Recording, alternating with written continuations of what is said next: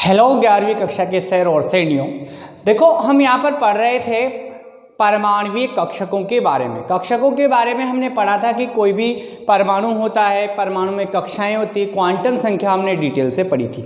मैंने आपको कहा था कि क्वांटम संख्याएं 4 प्रकार की थी। पहली मुख्य क्वांटम संख्या n, दूसरी द्विविंशी क्वांटम संख्या l, थर्ड क्या थी चुंबकीय क्वांटम संख्या m और फोर्थ क्या थी चक्रण क्वांटम संख्या। मुख्य क्वांटम संख्या किसको बताती थी? कोष या कक्षा को बताती थी। कोष के अंदर द्विविंशी क्वांटम संख्या किसको बताती थी कि कोष छोटे छोटे उपकोषों से मिलकर बने हुए होते हैं, तो उपकोष को। और चुंबकीय क्वांटम संख्या किसको बताती थी कि उपकोष भी छोटे छोटे कक्षकों से मिलकर बने हुए होते हैं। और ये किसको बताती थी? चक्रण क्वांटम संख्या इलेक्ट्रॉन के चक्रण को बताती थी यहाँ पर। तो ये चारों क्वांटम संख्या हमने यहाँ पर डीपली पढ़ी है। चारों को पढ़ने के बाद देखो, अब जब हमने क्वांटम संख्या पढ़ ली तो हमें परमाणु के बारे में पूरी जानकारी प्राप्त हो गई।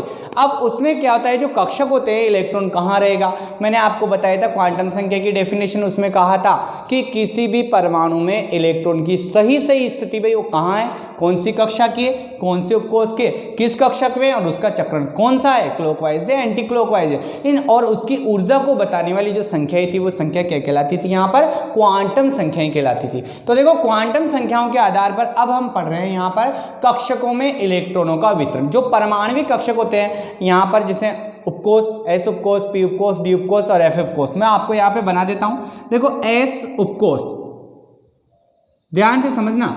एस उपकोष मैंने बताया था पहली कक्षा में एक ही उपकोष होता है, एस उपकोष। देखो चारों को मैं आपको थोड़ा सा रिवाइज करवा देता हूँ। पहली कक्षा में एक ही उपकोष होता है और एक उपकोष एस उपकोष होता है, जिसको कैसे बनाते हैं अपन? ऐसे, ठीक है। दूसरी कक्षा में दो उपकोष होते हैं, एस उपकोष भी होता है व पी उपकोष भी होता है। ध्यान दो, एस उपकोष को तो वही एक एस उपकोष के अंदर क्या होगा, एक कक्षक रहेगा, ये एस उपकोष के अंदर एक कक्षक। पी उपकोष के अंदर मैंने क्या कहा था आपसे, पी उपकोष के अंदर 3 कक्षक रहते हैं। तो 3 कक्षकों को क्या नाम दिया था अपन ने? तीनों एक्सिस पे, पी एक्स, पी वाई और पी जेड। तीसरी बात करते हैं अपन यहाँ पर तीसरी कक्षा में 3 उपकोष थे, एस, पी और डी उपकोष 3 थे। एस उपकोष तो वैसे के वैसे ही रहेगा, ये एस उपकोष। पी उपकोष के अंदर 3 कक्षक होते हैं, ये 3 वही हो जाएंगे नाम, पी एक्स, पी वाई और पी जेड। और एक क्या होता है? डी। तो देखो डी को मैं यहाँ नीचे बना देता हूँ। डी उपकोष के अंदर 5 कक्षक थे, first, second, third, fourth, fifth. 5 कौन कौन से हैं नाम लिख देता हूँ। D X Y, D Y Z, D X Z, D X square Y square, D Z square. ऐसे ही चौथी जो कक्षा थी, चौथी कक्षा में 4 उपकोष थे, एस, पी, डी और एफ। बताया था मैंने। एस में तो वही एक, पी में 3 कक्षक, डी में 5 कक्षक और एफ में कितने आते थे? यहाँ पर 7 आते थे। तो एफ में मैं बना देता हूँ ओनली एफ को, 1 2 3 4 5 6 7। ये क्या है? एफ उपकोष। एफ उपकोष में कितने कक्षक है? 7। और मैंने आपको एक चीज कहा था कि किसी भी परमाणु के एक कक्षक में हमेशा 2 इलेक्ट्रॉन भर सकते हैं। एक तो आप सीधा ऐसा क्लॉकवाइज, और एक क्या है? उल्टा विपरीत चक्रण वाले, अधिकतम 2 ही इलेक्ट्रॉन भर सकते हो। तो देखो हम यहाँ पे समझ क्या रहे, कक्षकों में इलेक्ट्रॉनों का वितरण। तो देखो डेफिनेशन देंगे हम, वो आपसे पूछे इलेक्ट्रॉनिक विन्यास किसे कहते हैं। तो देखो आपकी पहली डेफिनेशन आती है इलेक्ट्रॉनिक विन्यास किसे कहते हैं। तो हमारा आंसर क्या होगा कि किसी भी परमाणु के इलेक्ट्रॉन कहाँ भरेंगे आप? कक्षा के अंदर उपकोष, उपकोष के अंदर क्या है? कक्षक। इनमें भरते हैं इलेक्ट्रॉन तो अपन।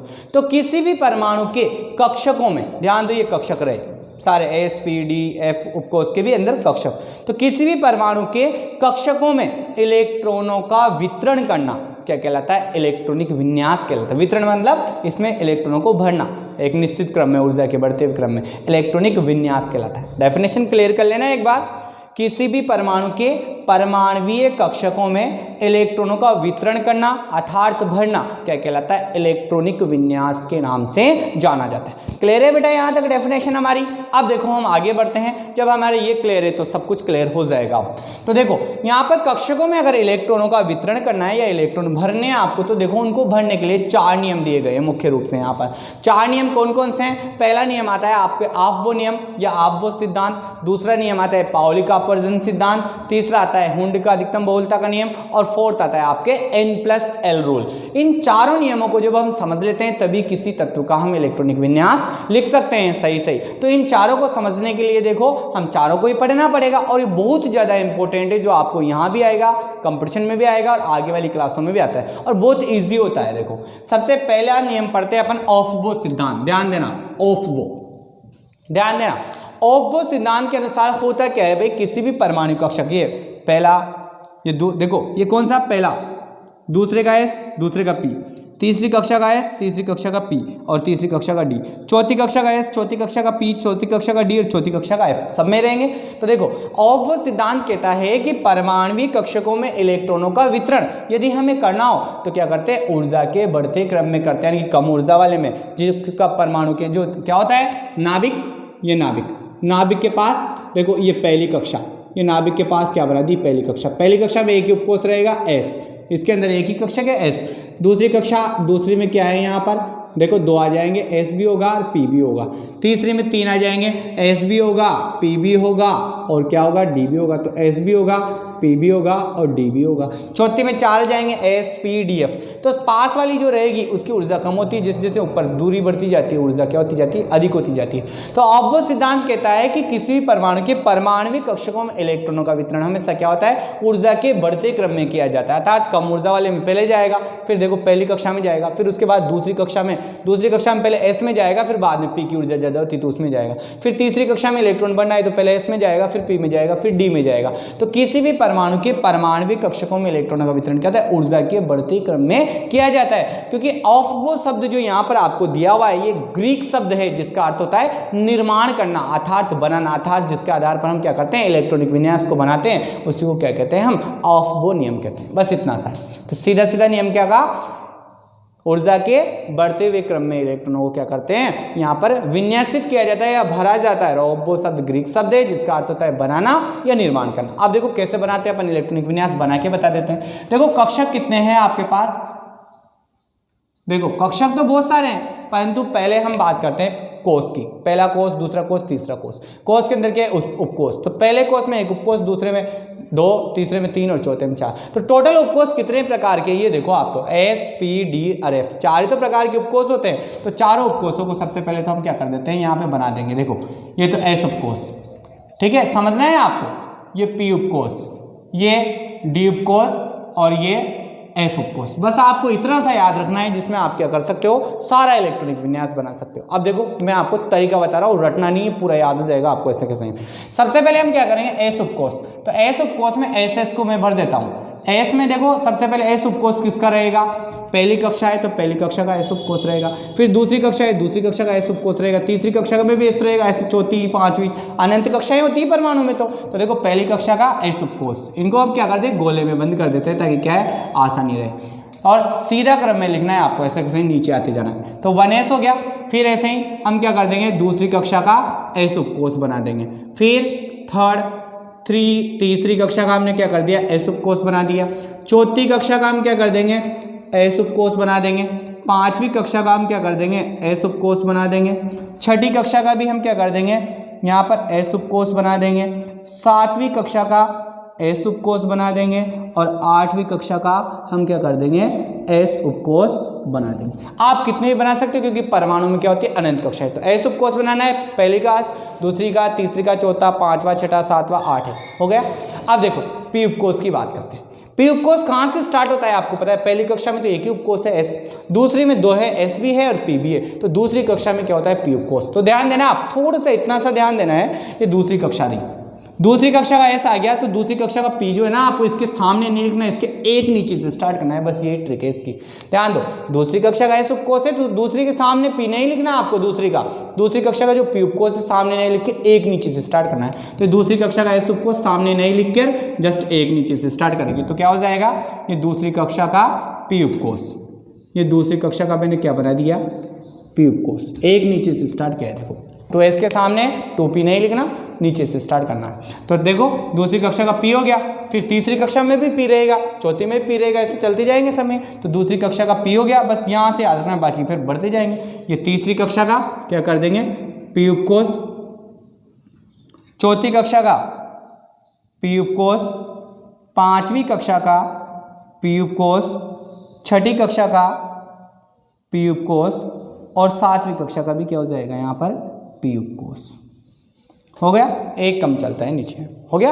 अब देखो फिर p के बाद तीसरी, पहली कक्षा में हो गया, दूसरी कक्षा का हो गया, दूसरे में 2 ही है s और p, तीसरे में 3 है, s भी है, p भी है और d भी है, तो 3 उपकोष। तो तीसरे में d तीसरी कक्षा में रहेगा। अब देखो तीसरी कक्षा ये रही आपकी, तीसरी कक्षा का है तो s उपकोष रहा, ठीक है ना, और तीसरी कक्षा का p एक नीचे आ गया ना। तो तीसरी कक्षा का d कहाँ भरोगे आप, 3p के सामने आप 3d नहीं भरोगे, तीसरी कक्षा का s, तीसरी कक्षा का p और देखो एक नीचे आ रहा है ना, ऐसे तीसरी कक्षा का जो d होगा इसके सामने नहीं आके एक नीचे से स्टार्ट करना है आपको। तो देखो ये तीसरी कक्षा का p, इसके सामने नहीं भर के अपन यहाँ से स्टार्ट करते हैं, ये तीसरी कक्षा का d उपकोष।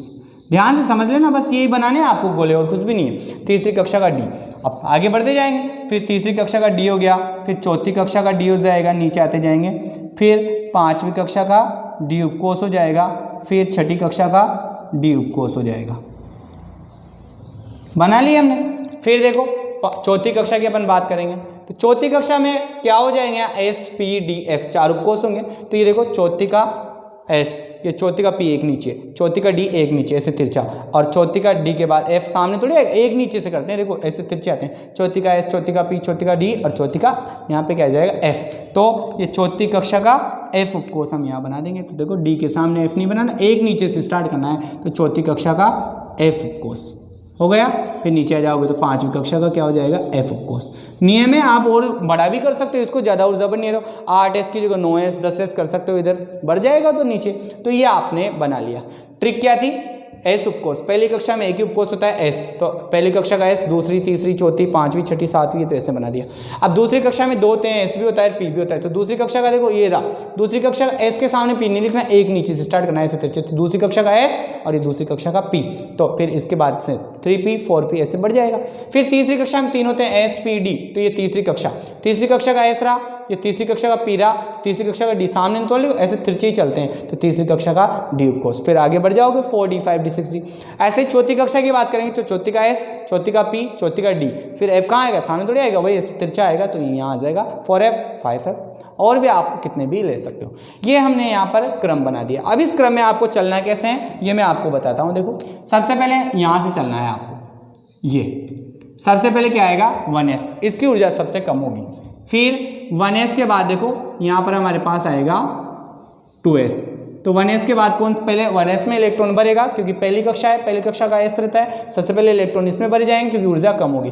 फिर उसके बाद दूसरी कक्षा में जाएंगे, दूसरी कक्षा में जो s रहेगा उसकी ऊर्जा कम रहेगी, p की ज़्यादा रहेगी, तो दूसरी कक्षा का s भरेगा पहले। फिर दूसरी कक्षा का क्या भरेगा, देखो उसके बाद s पूरा भर जाएगा तो p बचा, फिर क्योंकि तीसरे में जाएगा ही नहीं, अभी तो दूसरी में जगह खाली है, तो फिर p भरेगा। तो दूसरी कक्षा का s हो गया, और ये दूसरी कक्षा का क्या हो जाएगा, इसके बाद आपके p उपकोष हो गया, दूसरी कक्षा का p। अब देखो दूसरी कक्षा अभी भर गई, s भी भर गया, p भी भर गया। अब तीसरी कक्षा में 3 है, s p d, पहले कौन सा भरेगा, देखो तीसरी कक्षा में जाएगा सबसे पहले s भरेगा, तो ये देखो यहाँ से तीसरी कक्षा में जाओगे आप, तो तीसरी कक्षा का क्या भर जाएगा, सबसे पहले s भर जाएगा। फिर तीसरी कक्षा का s के बाद क्या भरेगा, p, तो ये तीसरी कक्षा का s के बाद देखो कहाँ है, ये तीसरा p यहाँ है, तो इसको घुमा के आप कैसे ले जाओगे, ये यहाँ से, ये तीसरी कक्षा का p भरेगा। फिर देखो अब यहाँ से आपको क्या है थोड़ा डिफरेंट हो जाता है। फिर इनमें ऊर्जाओं का क्या होता है, कक्षा के हिसाब से वितरण कम ज़्यादा हो जाने के कारण वो पहले दूसरी भी भर सकती है। तो देखो सबसे पहले पहली कक्षा का s भरेगा, दूसरे का s भरेगा, दूसरे का p भरेगा, फिर तीसरे का s भर गया, तीसरे का p भर गया। इसमें क्रम क्या चल रहा है, यहाँ तक आपने सीख लिया, ऐसे चल रहा है। यहाँ पर आने के बाद आप इसको लास्ट में ले जाओगे, फिर वापस आगे आओगे, फिर लास्ट में ले जाओगे, फिर वापस, फिर यहाँ से लास्ट में ले जाओगे, फिर वापस, तो ऐसे ही कर देते हैं अपन भी यहाँ, देखो लास्ट में ले गए वापस ले आए, तो ये बढ़ा दिया। फिर यहाँ से आप यहाँ नहीं लोगे, लास्ट में ले जाओगे इस कोने से, ले गए, फिर ये मिलाते जाएंगे अपन ऐसे कैसे, मिला दिया। यहाँ से क्या करोगे, लास्ट में जाओगे कोने पे, ये फिर वही मिलाते जाओगे आगे। फिर यहाँ से लास्ट के कोने पे जाओगे आप, चल गए, फिर इसके बाद मिलाते जाओ आप आगे।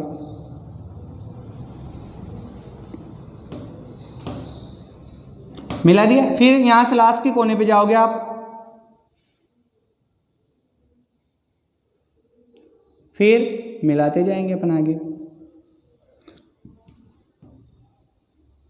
फिर देखो अगर आपको आगे बढ़ना है तो देखो 8s के बाद 9s हो जाएगा, 7p के बाद 8p हो जाएगा, 6d के बाद 7d हो जाएगा, 5f के बाद यहाँ 6f हो जाएगा। तो ऐसे आप भर सकते हो।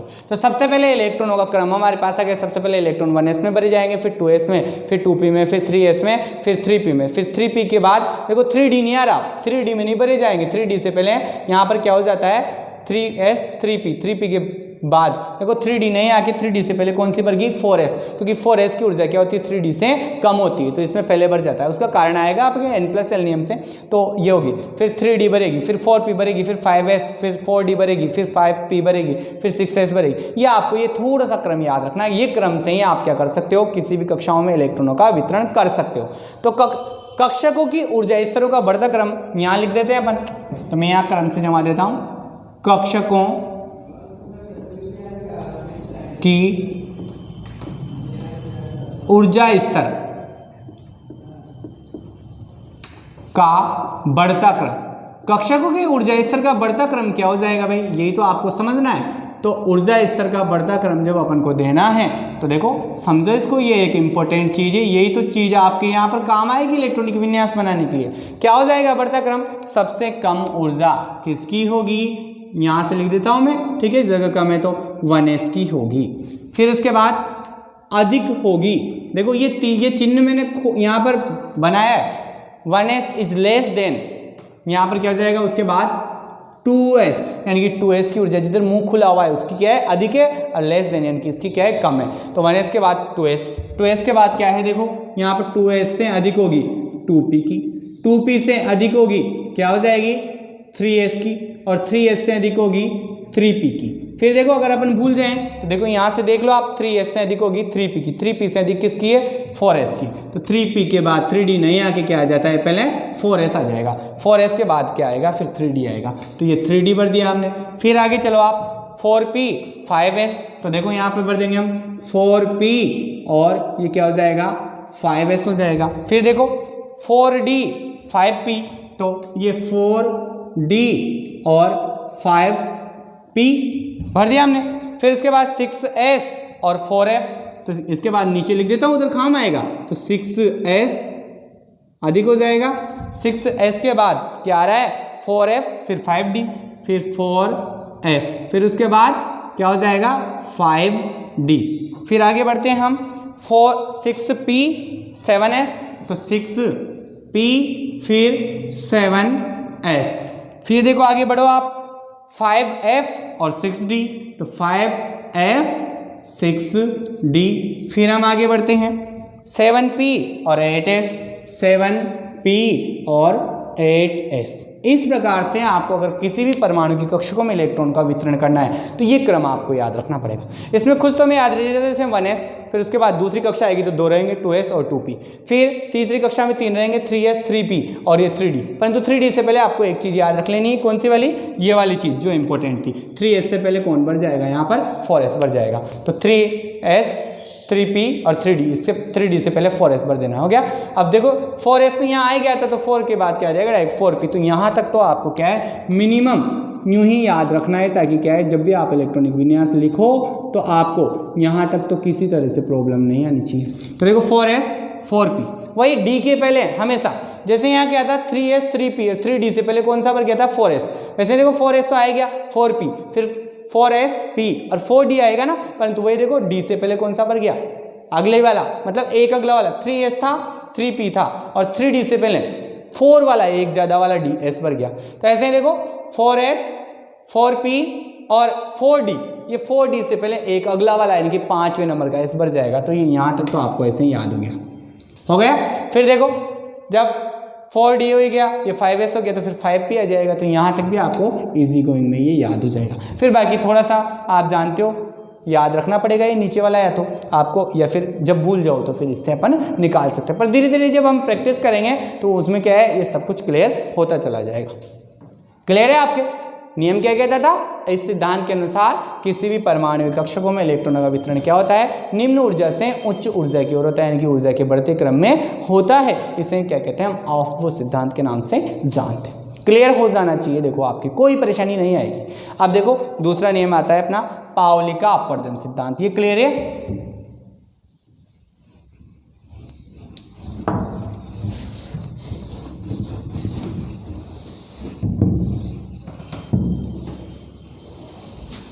देखो पावली वैज्ञानिक का नाम है यहां पर, ठीक है।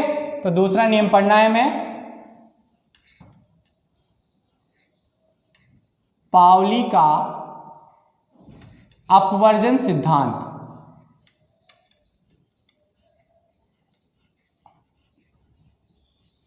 अपवर्जन सिद्धांत। अब देखो पावली का अपवर्जन सिद्धांत है क्या भाई, यही तो चीज अपन को पूरी समझनी है यहाँ पे, और कोई नई बात तो है ही नहीं है ना। तो देखो पावली का वैज्ञानिक का नाम है यहाँ पर पावली, ठीक है। इसने जो सिद्धांत दिया अपवर्जन सिद्धांत, उसने अपने ही नाम पर क्या कह दिया इसे, पावली का अपवर्जन सिद्धांत। अब सिद्धांत क्या है भाई, देखो सिद्धांत कहता है कि एक ही कक्षक में उपस्थित, ध्यान दो ये कक्षक है, चाहे ये ले लो या पी ले लो, पी एस उपकोष ले लो, एस उपकोष का कक्षक ले लो, पी उपकोष का कोई सा भी एक कक्षक ले लो, डी उपकोष का कोई सा भी एक कक्षक ले लो, एफ उपकोष का कोई सा भी कक्षक, किसी भी परमाणु के एक ही कक्षक में, यानी कि कोई सा भी एक डिब्बा लोगे ना आप, उस एक ही कक्षक में उपस्थित दो इलेक्ट्रॉनों की, यानी जैसे दो इलेक्ट्रॉन भरे हुए हैं, दो ही रहते हैं एक में अधिकतम, दो में आ सकते, ज्यादा तो आते नहीं। तो किसी भी कक्षक में, परमाणु कक्षक में उपस्थित दोनों इलेक्ट्रॉनों की चारों क्वांटम संख्याओं का मान कभी भी समान नहीं होता, इतना सा कहता है। एक बार दोबारा सुनना, किसी भी परमाणु कक्षक के एक ही कक्षक में उपस्थित, किसी भी परमाणु के एक ही कक्षक में उपस्थित जो दोनों इलेक्ट्रॉन होते हैं, इनकी चारों क्वांटम संख्याएं कभी भी समान नहीं होती। अधिकतम 3 क्वांटम संख्याओं के मान आपके पास क्या आ सकते हैं, समान आ सकते हैं, परंतु चौथी क्वांटम संख्या जो होगी चक्रण क्वांटम संख्या, आपको पता है एक सीधा एक उल्टा है, तो एक के लिए +1 बटा दो, एक के लिए -1 बटा दो, अंतर आएगा ही आएगा,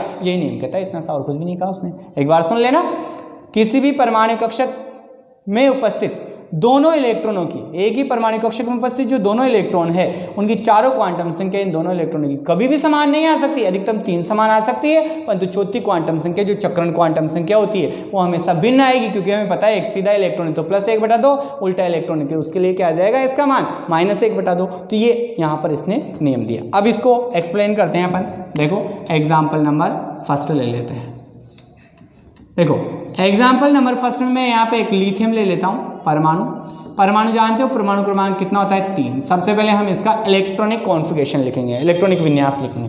मैंने बताया था इलेक्ट्रॉनिक विन्यास सबसे पहले कौन सा कक्षा आता है, पहली कक्षा का कौन सा उपकोष 1s, फिर दूसरी कक्षा आती है, दूसरी कक्षा का कौन सा 2s, और क्या होता है 2p, ये होता है। अब अपन को तो भरने एस कक्षक में, एस उपकोष में एक ही कक्षक है तो इसमें अधिकतम कितने मान सकते हैं 2 इलेक्ट्रॉन, तो एस में अधिकतम 2 मान सकते हैं। फिर 2s, ये 2s, एस में अधिकतम 2 ही मान सकते हैं, एक डिब्बा है तो इसमें अधिकतम 2 मान सकते हैं। और पी में अधिकतम देखो 3 डिब्बे हैं तो कितने मान सकते हैं, 6 मान सकते हैं। परंतु अपन को बनने कितने हैं, जितना उसका इलेक्ट्रॉनिक विन्यास, जितना परमाणु क्रमांक है उतने ही उसमें क्या होते हैं, इलेक्ट्रॉन होते हैं। मैंने आपको बताया था किसी भी परमाणु के कक्षाओं में उपस्थित इलेक्ट्रॉनों की संख्या क्या कहलाती है, उसका परमाणु क्रमांक। तो ये हो गया ना, तो 3 बनने हैं अपन को, तो 4 थोड़ी बनने हैं यहाँ पे, तो 2 तो यहाँ भर ही दिए, तो एक बचा जो अगली उच्च ऊर्जा वाली कौन सी जाएगी ये, और पी में क्या रहेगा खाली, पी में कोई इलेक्ट्रॉन नहीं है। तो पी को आप नहीं भी लिखोगे तब भी कोई जरूरी नहीं है। अब देखो इनका कक्षकीय इलेक्ट्रॉनिक विन्यास बनाते हैं। 1s कक्षक, ये 1s कक्षक की मैंने एक डिब्बा बना दिया।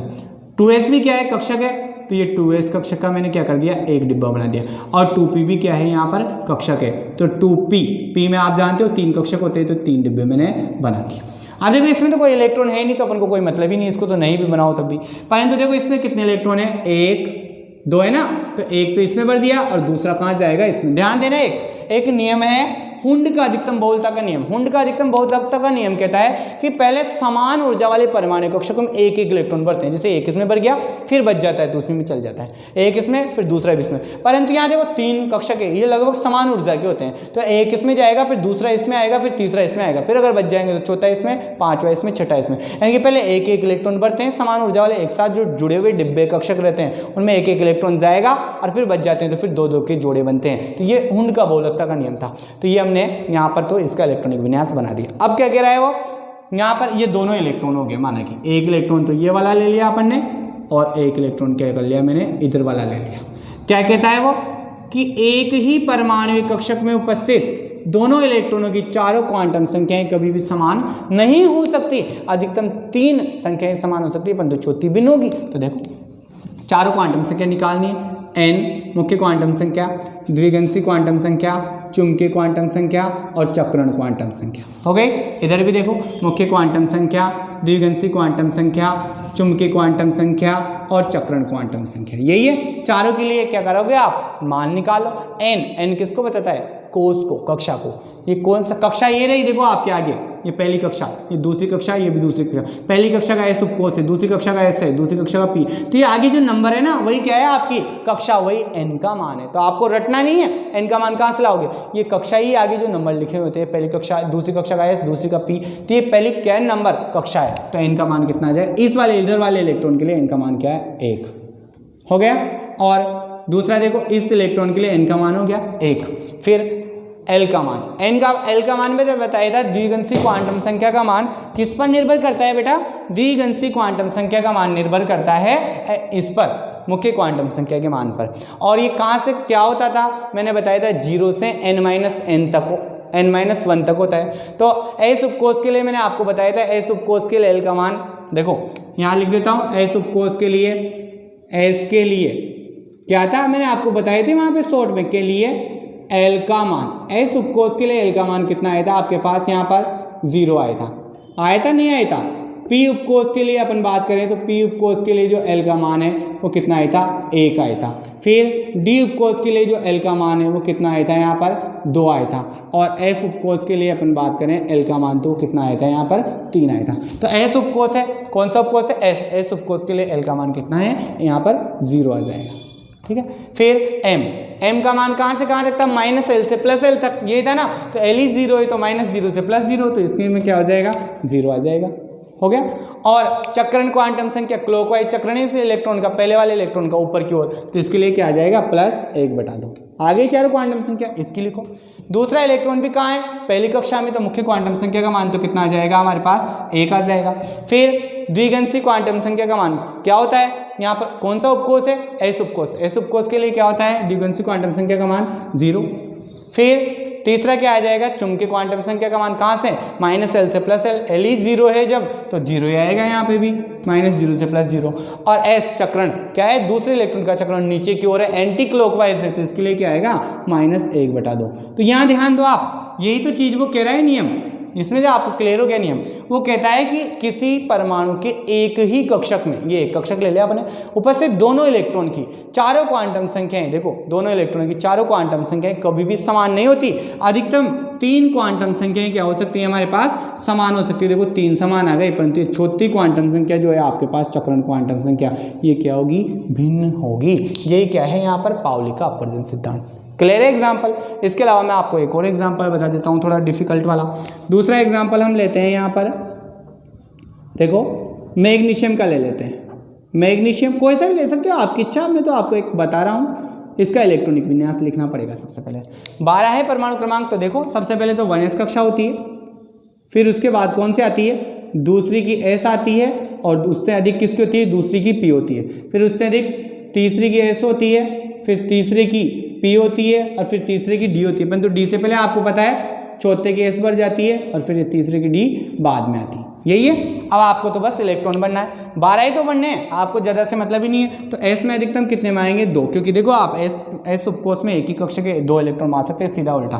तो S में 2, P की कैपेसिटी कितनी होती है, देखो यहाँ पर 1 2 3 डिब्बे हैं, तो 6 मार सकते हैं, तो ये 6 मार सकते हैं। कितने बनने हैं, 12, तो 2 2 4, और 6 10 तो हो गए, 2 और बचे, तो s में अधिकतम 2 आते हैं, तो ये हो गया। अब ये पीछे वाले से अपन को क्या मतलब, जब इनमें इलेक्ट्रॉन भरने ही नहीं है तो कक्षक क्यों बनाएंगे अपन, परमाणु यहीं पे खत्म हो गया अपना।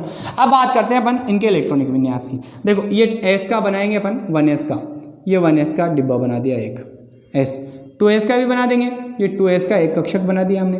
फिर 2p, p में आपको पता है कितने होते हैं, 3 कक्षक होते हैं, तो p उपकोष में ये 3 कक्षक 1 2 3।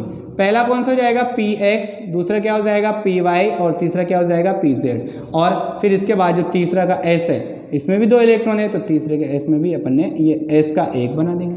क्लियर है यहाँ तक।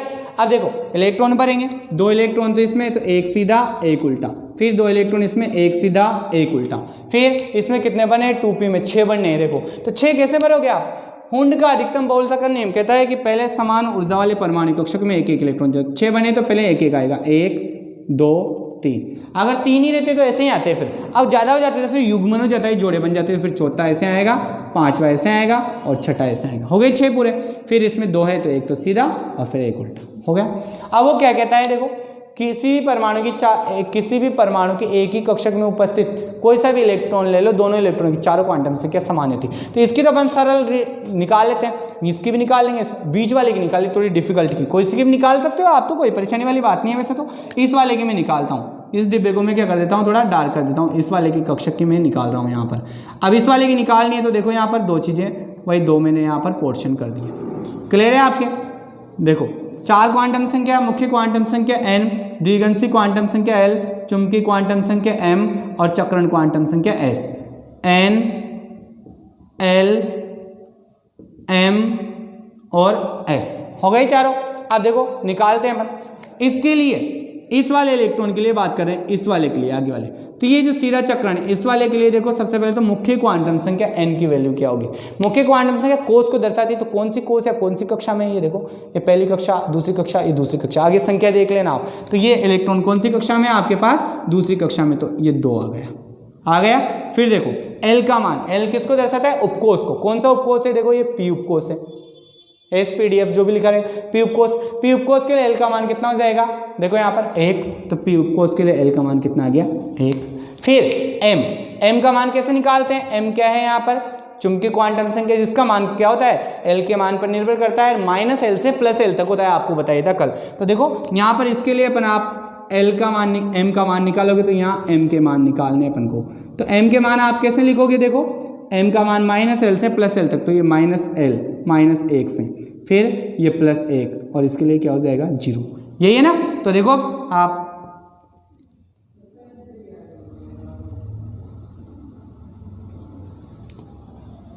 हो जाएगा ना।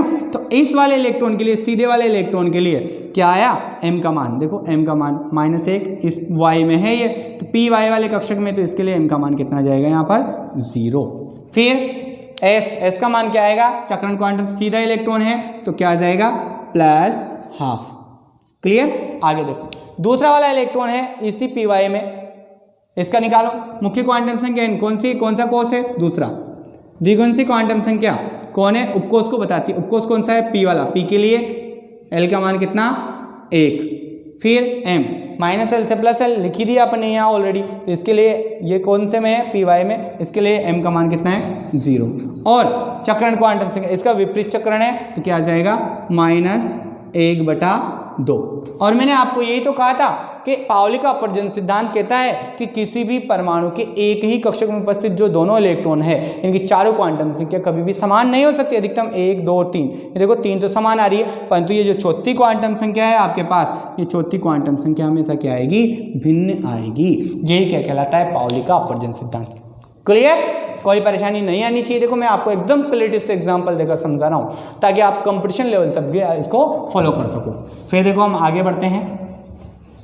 अब सीधे सीधे नियम है, अब कुछ नहीं है, देखो यूं ही याद हो जाते हैं आप, वो तो बढ़ते क्रम में लिखते हैं। इसमें क्या करना है, अपन को चारों क्वांटम संख्या समान नहीं होती, 3 समान होती है, चौथी डिफरेंट आ जाएगी।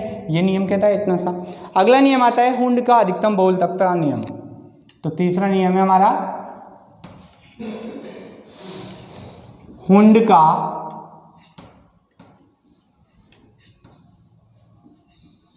अधिकतम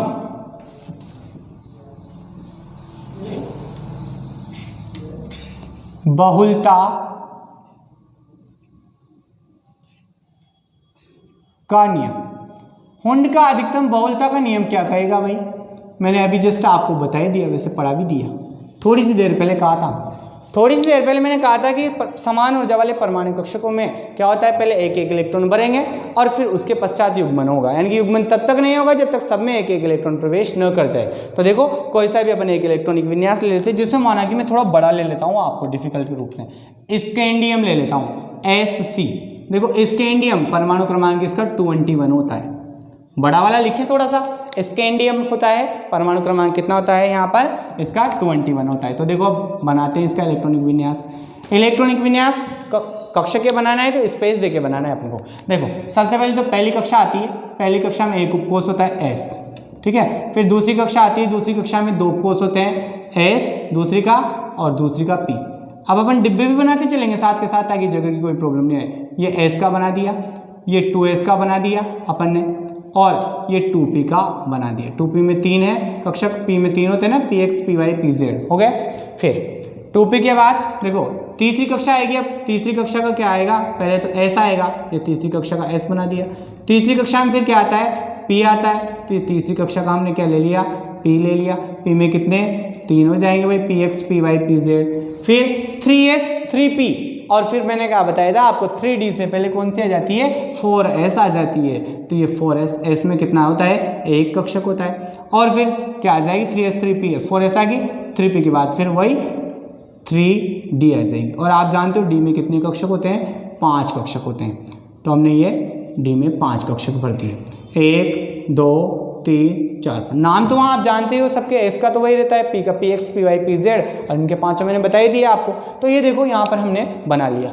अब भरने कितने हैं, 21 इलेक्ट्रॉन भरने हैं। तो सबसे पहले 21 इलेक्ट्रॉन भरने के लिए देखो S में अधिकतम कितने में आएंगे, 2। S में अधिकतम कितने में आएंगे, 2। P में 3 डिब्बे तो अधिकतम, 1 में 2 माते, 3 में कितने अधिकतम, 6। S में अधिकतम 2, P में अधिकतम 6। अब पहले दिन को गिन लो कितने हुए अपने, 21 करने, ज़्यादा नहीं करने। 2 2 4 और 6 10, 10 और 2 12, 12 और 6 कितने हुए, 18। अभी तो 18 हुए अपने पास, 21 बनने। तो यहाँ S में कितने, 2, तो 18 और 2 20 हो गए हमारे पास। और हमें भरने कितने हैं, 21 भरने हैं। तो 21 भरने हैं, तो देखो यहाँ पर 20 तो हो गए, तो फिर एक कहाँ जाएगा, यहाँ D में। तो ये हो गए हमारे पास। अब देखो कैसे भरोगे इलेक्ट्रॉनों को आप। वो कहता है हुंड का अधिकतम बहुलकता का नियम कि समान ऊर्जा वाले परमाणु कक्षकों में पहले क्या होता है, एक एक इलेक्ट्रॉन भरते हैं, अर्थात इलेक्ट्रॉनों का जोड़े या युग्मन तब तक नहीं होता जब तक सब में एक एक इलेक्ट्रॉन नहीं भर जाता। इतनी सी बात कहता है। तो देखो भरते हैं अपन, इसमें 2 है, ये एक ही है समान ऊर्जा वाला, इसमें तो और कोई है ही नहीं। तो एक तो सीधा भरेगा और दूसरा इलेक्ट्रॉन भी यहीं आ जाएगा। फिर इसमें देखो एक सीधा आएगा और दूसरा। अब ये देखो 3 आ गए एक जैसे यहाँ टच में, तो इनकी ऊर्जा लगभग समान होती है यहाँ पर। तो समान होती है तो क्या हो जाएगा, 6 बनने हैं, तो सब पहले एक एक भरा जाएगा, एक फिर दूसरा फिर तीसरा। पहले एक एक भरते हैं, फिर अगर बच जाते हैं तो फिर जोड़े बनेंगे, नहीं तो फिर नहीं भरते। तो ऐसे नहीं है कि आपने यहाँ पहला यहाँ भर दिया, दूसरा भी यहीं भर दिया, तीसरा यहाँ भर दिया, गलत हो जाएगा। पहले आपको एक एक भरना है। तो देखो एक एक कैसे भरेंगे, पहला एक भर दिया, दूसरा भर दिया, तीसरा। अब बच गए तो आप जोड़े बना दो, तो 3 तो हो गए, ये चौथा फिर यहाँ जाएगा, ये 5वां इलेक्ट्रॉन, गिनती भी याद रखनी है। और ये 6ठे नंबर का वो गए आपसे तीसरा इलेक्ट्रॉन कौन सा है, तो यूँ नहीं है पहला दूसरा ये तीसरा हो गया, नहीं, पहला एक सीधा, दूसरा सीधा और तीसरा वाला, फिर चौथा वाला, ये 5 वाला और ये 6ठा वाला, ऐसे नंबर याद रखने हैं। फिर इसमें क्या है, 2 है तो 1 और 2 आ जाएगा। 6 है तो देखो पहले 1 2 और 3 एक एक जाएंगे, फिर युग्मन होगा 2 और ये 3 हो गए। एस में एक ही है कक्षक, तो 2 ऐसे कैसे आ जाएंगे, डी पहले 1 आएगा, अब और है ही नहीं तो कहाँ से बनेंगे अपन। तो यही नियम कहता है उनका अधिकतम बहुलकता का नियम कि समान ऊर्जा वाले परमाणु कक्षकों में पहले एक एक इलेक्ट्रॉन भरते हैं, फिर तत्पश्चात क्या होता है, अगर बच जाते हैं तो युग्मन होता है, उनके जोड़े बन जाते हैं, बस खत्म नियम, इतना सा है। अब अगला नियम आता है हमारे पास यहाँ पर N+L नियम, जो बहुत ज़्यादा इंपॉर्टेंट है, उसको भी समझ लो आप। देखो नियम है 4th N+L नियम, और इंपॉर्टेंट है आपकी परीक्षा की दृष्टि से भी। देखो N+L नियम है क्या, 2 संख्या है यहाँ पे, देखो इसमें एक तो N है और दूसरी L है। N तो मुख्य क्वांटम संख्या है, कोष को बताती है, और L क्या है, गंसी क्वांटम संख्या है जो किसको बताती है, उपकोष को बताती है। नियम कहता है कि इस नियम के अनुसार परमाणु कक्षकों में इलेक्ट्रॉन, देखो इधर, उन परमाणु कक्षकों में उस उपकोष में इलेक्ट्रॉन पहले प्रवेश करेगा जिसके लिए n+l का मान कम होगा। आपको तो इतना सा याद रखना है, इस नियम के अनुसार इलेक्ट्रॉन पहले उस उपकोष में भरा जाएगा जिसके लिए n+l का मान कम आएगा। बस खत्म बात, इतनी सी है। इसका मैं आपको एक एग्जाम्पल देता हूं ताकि आपके क्लियर हो जाए बात। एग्जाम्पल फर्स्ट, ध्यान से समझना। मैं यहाँ पे दो उपकोष ले रहा हूँ, दो उपकोष, एक तो ले लूँ मैं 3D और एक ले लूँ 4s। ये 3D उपकोष, तीसरी तो कक्षा है और तीसरी का कौन सा है, कक्षा का D उपकोष है, 3D उपकोष। और एक में ले लूँ यहाँ पर 4s उपकोष। ये 4s क्या ले लिया मैंने, उपकोष ले लिया। अब मैंने आपसे कहा था ना, देखो 3s भरेगी पहले, फिर 3D भरेगी, फिर 3s भरेगी, फिर 3p भरेगी, फिर 3D नहीं भरती, 3D से पहले कौन सी भर जाती है, 4s। क्यों भरती है 3D से पहले 4s, क्योंकि इसके लिए 4s के लिए n+l का मान क्या होता है, कम होता है। तो इस नियम के अनुसार इलेक्ट्रॉन पहले उसी उपकोष में प्रवेश करेगा जिसके लिए n+l का मान कम होगा। तो 3D की तुलना में 4s के लिए n+l का मान कम आता है, इसलिए पहले इलेक्ट्रॉन इसमें भरा जाता है इस नियम से। तो देखो अपन निकालेंगे n+l का मान निकालें तो n का मान निकालेंगे और क्या निकालोगे, l का मान निकालोगे, फिर दोनों को जोड़ देंगे अपन। तो n का मान और l का मान निकाल के अपन क्या कर देंगे, n+l का मान निकाल लेंगे। ऐसे ही इधर क्या करोगे, n का मान और l का मान, और दोनों को आप क्या कर दोगे, यहाँ पर जोड़ दोगे। तो जोड़ दोगे तो क्या आ जाएगा, n+l का मान। अब देखो आप निकालना तो आता है, ये क्वांटम संख्या पढ़ लिया अपन ने। n कोष को बताती है, तो कोष कौन सा है, ये संख्या रही, देखो कौन सा कोष है, तीसरा कोष है, तीसरी कक्षा है, तो n का मान तो कितना, 3। l किसको बताता है, उपकोष को। उपकोष कौन सा है, ये देखो यहाँ पर d उपकोष है। तो d उपकोष है तो मैंने बताया था s उपकोष के लिए l का मान 0, p उपकोष के लिए 1 और d उपकोष के लिए 2, f उपकोष के लिए 3। तो d उपकोष के लिए कितना हो जाएगा, l का मान 2। अब देखो n+l, 3 + 2 कितने हो जाएंगे आपके पास, 5 लिख दिया मैंने, ये 5 लिख दूँ, कोई परेशानी है ही नहीं किसी को, यहाँ पर 5 आ गया। इसमें देखो अब n किसको बता दी, कोष को, कक्षा को, कौन सी कक्षा है, चौथी कक्षा। फिर l किसको बताती है यहाँ पर, उपकोष को। और मैंने बताया था s उपकोष के लिए l का मान 0, p के लिए 1, d के लिए 2, f के लिए 3। याद हो गया होगा अब तो रटवा। तो s उपकोष के लिए l का मान कितना, 0। तो 4 + 0 कितना आ जाएगा, बराबर 4 ही आएगा आपके पास। तो देखो इसके लिए n+l का मान कितना आ रहा है आपके पास, देखो यहाँ तो कितना आ रहा है, 5, और ये कितना आ रहा है यहाँ पर, 4। 4 क्या है, कम है, और ये क्या है, ज़्यादा है, अधिक है। तो आपको पता है नियम क्या कहता था, इलेक्ट्रॉन पहले उस उपकोष में भरेगा जिसके लिए n+l की वैल्यू कम होगी। इसीलिए इलेक्ट्रॉन 3D से पहले क्या होता है, 4s में भर जाता है, इसीलिए अपन ने वहाँ लिखा था, और 3D में बाद में भरता है, क्योंकि इसके लिए n+l का मान ज़्यादा होता है तो ऊर्जा अधिक हो जाती है इसकी। एक एग्जाम्पल क्लियर हो गया आपके। एक और एग्जाम्पल मैं आपको दे देता हूँ, देखो विशेष एग्जाम्पल है जो कहीं पर क्या होता है, आ ही जाता है। अगर ऐसी सिचुएशन आपके सामने आ जाए कि दोनों के लिए n+l का मान बराबर आ जाए, दोनों उपकोषों के लिए, तो फिर पहले कौन से उपकोष में इलेक्ट्रॉन भरा जाएगा, तो पहले उसमें भरा जाएगा जिसके लिए n का मान कम होगा। ध्यान देना, ऐसी कंडीशन आ जाए जब दोनों में n+l का मान इक्वल आ जाए, बराबर आ जाए, तो इलेक्ट्रॉन पहले उसमें भरा जाएगा जिसके लिए n की वैल्यू कम होगी। जैसे अपन 3D और 4p की बात कर लेते हैं। तो ये 3D उपकोष ले लिया एक तो हमने, और एक में क्या ले लूँ यहाँ पर, 4p उपकोष ले लूँ, 4p उपकोष। माना कि आपको क्वेश्चन दिया हुआ है, वो कहेगा 3D और 4p उपकोष में से इलेक्ट्रॉन पहले किस उपकोष में भरे जाएंगे या किसकी ऊर्जा कम होगी। तो आप नियम लगा दो, तो नियम लगा के n+l नियम लगाएंगे अपन, n की वैल्यू निकालेंगे, l की वैल्यू निकालेंगे, दोनों को जोड़ देंगे, n+l की वैल्यू आ जाएगी। इधर n की वैल्यू निकालेंगे, l की वैल्यू निकालेंगे, और दोनों को जोड़ देंगे, क्या आ जाएगी, n+l की वैल्यू आ जाएगी। तो ध्यान दो, सुनो, n कोष को बताती, कोष कौन सा है, तीसरा, ये तीसरा कोष है, तीसरी कक्षा। d उपकोष, d उपकोष के लिए l का मान, s के लिए 0, p के लिए 1 और d के लिए 2। तो टोटल कितना आ गया, 3 + 2 = 5 आ गया। इसमें देखो n बराबर 4, चौथी कक्षा, और p उपकोष, s उपकोष के लिए l का मान 0, p के लिए 1, तो p के लिए कितना आ जाएगा, 1। तो कितना आ गया, 4 + 1 = 5। दोनों जगह देखो यहाँ पर n+l का मान इक्वल आ रहा है, तो अगर दोनों जगह n+l का मान इक्वल आ जाए तो इलेक्ट्रॉन पहले उसमें प्रवेश करता है जिसमें क्या होगा, यहाँ पर n की वैल्यू कम होगी तो इलेक्ट्रॉन पहले इसमें कम है। तो इस कंडीशन में अपन मैं नोट लगा के लिख देता हूँ, यदि दोनों उपकोषों में क्या है, दोनों उपकोष में n+l का मान क्या आ जाए आपके पास, समान हो तो इलेक्ट्रॉन पहले उस उपकोष में प्रवेश करता है,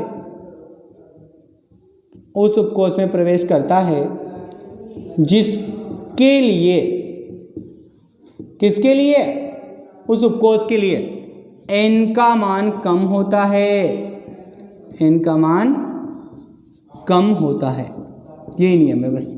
और ऐसे तो n+l का मान कम होता है उसमें जाएगा इलेक्ट्रॉन, तो पहले 4s में भरेगा 3d में बाद में। ऐसे ही इसमें दोनों में से किस में जाएगा, n की मान इसमें कम, देखो सॉरी n का मान इसमें कम है तो पहले 3d में भरेगा बाद में 4 पे आएगा। आपको पता है लिखते हैं तो 3s 3p, ठीक है, फिर उसके बाद 4s, फिर 3d आ जाता है, 3d के बाद आता है 4p। आप वो नियम में देखा था, इसमें बाद में भरेगा इसमें पहले भरेगा। यही क्या है हमारा n+ नियम। अब देखो आपको ये अच्छे से प्रिपेयर करना है, कोई प्रॉब्लम आए तो आप पूछना, ताकि आपके एक एक चीज़ कंसेप्ट क्लियर होनी चाहिए, ठीक है। यहाँ तक, इसके बाद हम नेक्स्ट लेक्चर में बात करेंगे। Thanks for watch me.